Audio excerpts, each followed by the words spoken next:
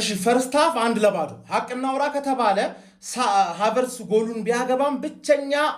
ዛሬ አርተታ ተሳሳትሹ ሃቨርስ ነበር ማሰለፍ ያልነበረብሽ ሃቨርስ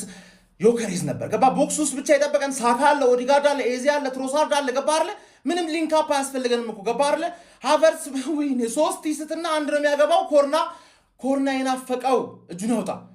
ያው ነሻጣ ያለው ማን ነሻጣ ያለው ፔናልቲ አይደለም ምናምን ነገርና ግልጽ የሆነ የሳካ ፔናልቲ አባት ከኋላው ሆኖ ቻሌንጅ አርጎት ኳሱን ካልነካው እንዴት ለነገሩ እኮ ለኛ ሲሆን ካልተበደላችሁ ልክ አይደለም ብላችሁ ዘፈን ሌባ ምናምን ያላችሁ ሰዎች ናችሁ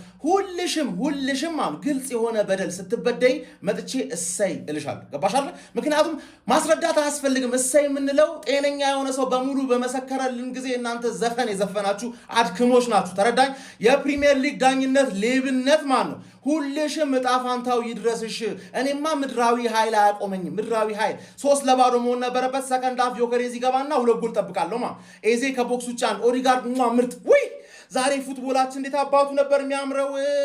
ማንዬ አንድ ለባዶ ያንሰናል ነው ማለት